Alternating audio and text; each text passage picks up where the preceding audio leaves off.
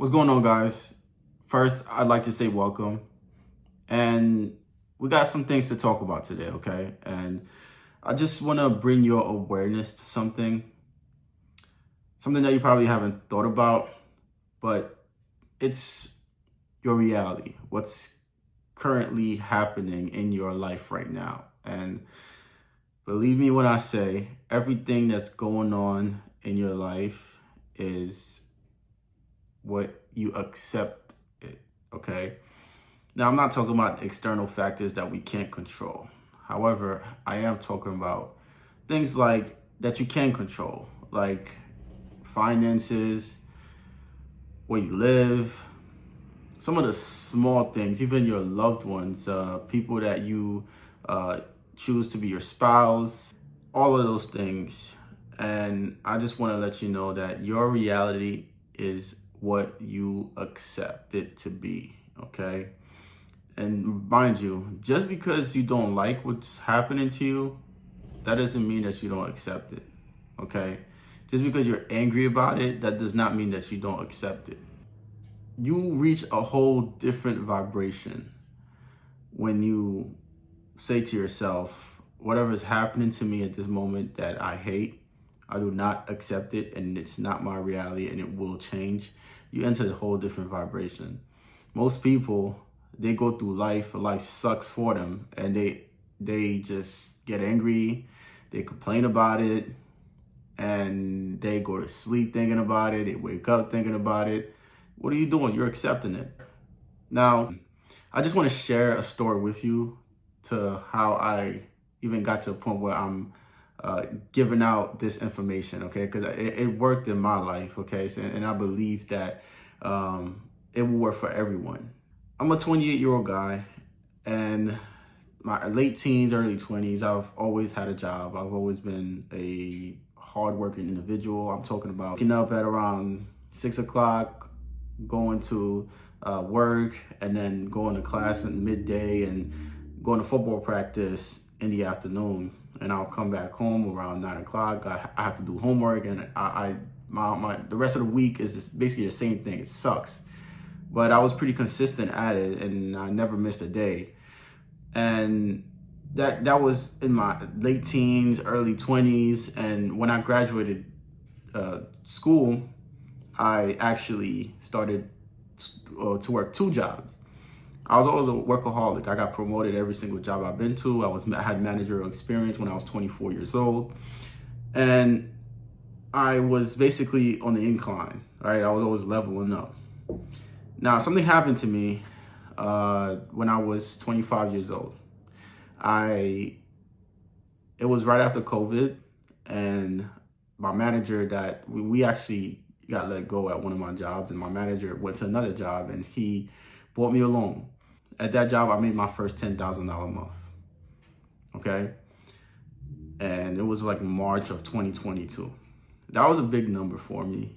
At the time, I was 25 years old. I felt like most 25-year-olds were not making that kind of money. So I felt like I was actually kind of ahead of the curve, which I was. And I was gaining some experience and new skills that I'm like, okay, this will definitely benefit me. Now, what happened was the next year, I lost everything. I ended up leaving that job for some reasons, and I lost everything. And I had to go back from scratch. And one thing is, when you used to making a decent amount of money, you don't want to go back, right, to making $15 an hour. So I spent the majority of 2023 unemployed. And I tell you, I went through some rough moments. I went through some periods where I was doubting myself. I was doubting circumstances in my life, basically doubting God. I was doubting everything I can, and I was still trying at the same time.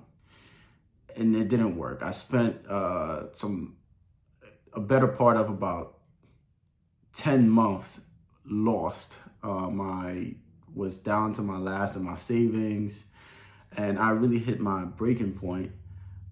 Well, I had first and foremost, I had my car. I had my BMW that was messing up, and I didn't have any money because I didn't have a job to fix it, $7,000 to fix. Now, I didn't have that kind of money, you know.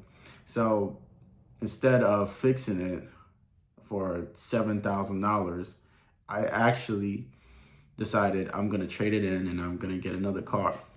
And that's what I did. I traded it in, and I didn't have to put any down payment because I had good credit at the time. I paid all my bills still. I had about 760 something credit score. So when you have that high of a credit score, they don't really check your, they don't really need to know how much you're bringing in. They're like, okay, this guy pays his bills. What do I care?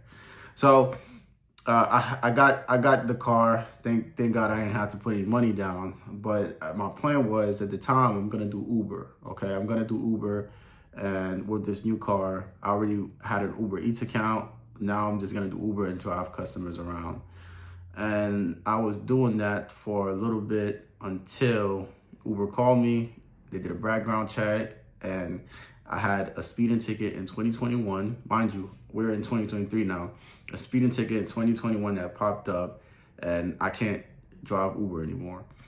Now that killed me because at the time that was my only source of income. I wasn't getting any unemployment. I wasn't getting anything. So for me to pay the bills that I did have, and I was really grinding to do it, I was using most of my savings at the same time to pay my bills, and it just, everything was just spiraling out of control. And I remember when I got off the phone with that person that told me, hey, yeah, there's nothing I can do. You can't do Uber anymore. I remember hanging up and going to my room, and I literally told myself, no, this is just not me. I am not accepting this as my reality. And I was so strong about that.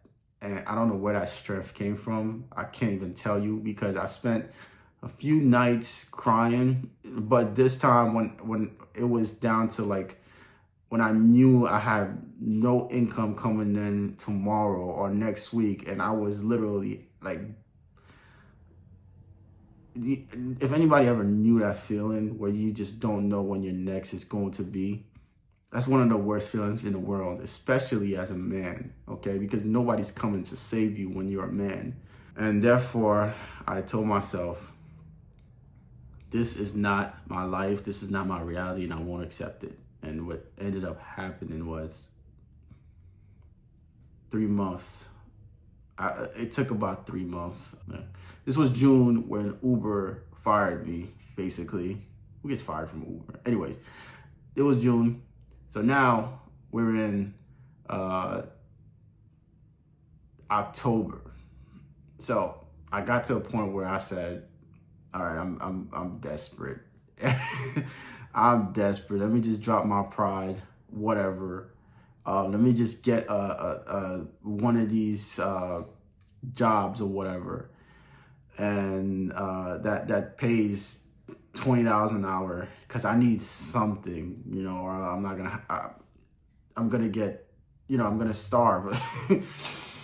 So I had friends and they had pride jobs, and I was asking around, and eventually I actually got this gig from the security, some security job or whatever.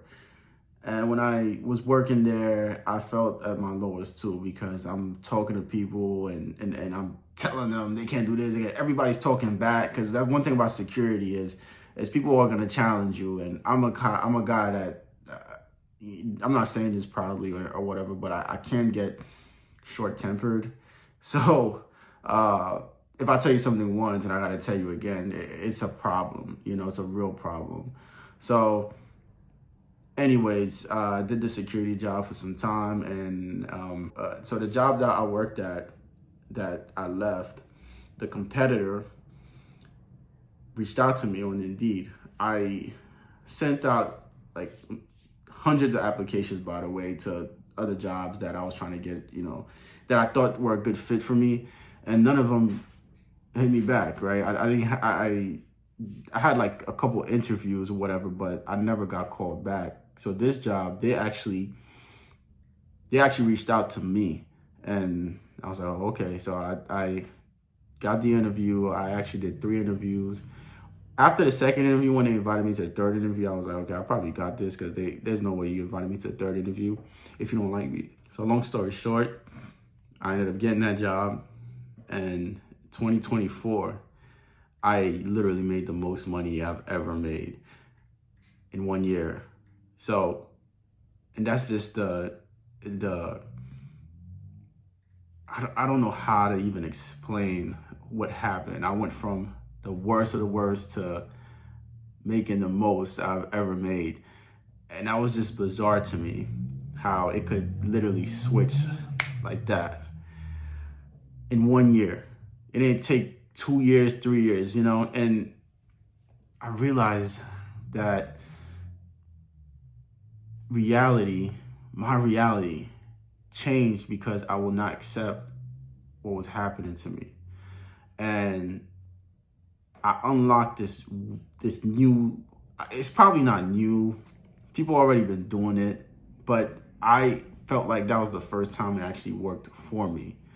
And I just want to let you guys know that whatever you're dealing with right now at the moment, you don't have to accept that. You don't have to accept it. Literally, from this point on, that problem is no longer your reality. And you have to believe that. I will meditate on that before going to sleep. A lot of people don't even know how to meditate. Well, basically, listen, as you lay on your pillow before you go to sleep, whatever's bothering you, you say to yourself, I do not accept this. It could be literally anything. If it's your body, your doctor gave you bad news, you don't accept that you have this kind of condition or this disease. That's not your reality. If it's love and you lack love, or you have your spouse left you or whatever and you hurt, you tell yourself, this is not my reality. Now, you have to believe that. Okay, you have to believe it. That's the only way it's gonna work. Don't go back tomorrow and when you're feeling that pain to go back to doubting. You have to believe it. And as long as you believe it, it will change. And you tell yourself what your reality is, okay?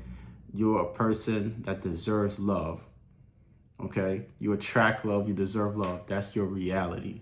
You're a person that's healthy. Your body's healthy. Your cells regenerate 100% healthy cells every time it sheds. That's your reality. You're a healthy human being. Your reality is you're not broke. You are wealthy. And you have enough wealth for generations.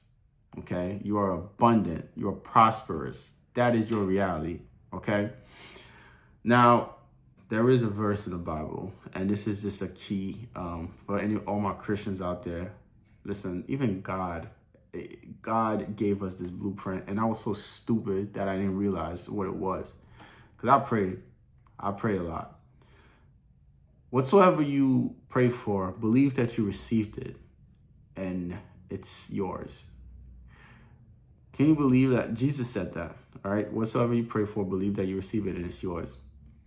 How many Christians actually do that? How many Christians pray for something they actually believe that they receive it? I say 95% of Christians don't. You pray for it, and guess what? Tomorrow you pray for it again. The next day you pray for it again as if God didn't hear you the first time. And nothing really happens. And you think it's God when he already told you what to do and you don't use it. And I come to find that those things are the hardest. It's the hardest because humans, we're so logical in our minds that we only see, we go based off what we see, and we have no idea there's a supernatural force out there. And that's what I want to bring your awareness to. Okay, guys? So thanks for tuning in. Thanks for hearing my story, and let's rock.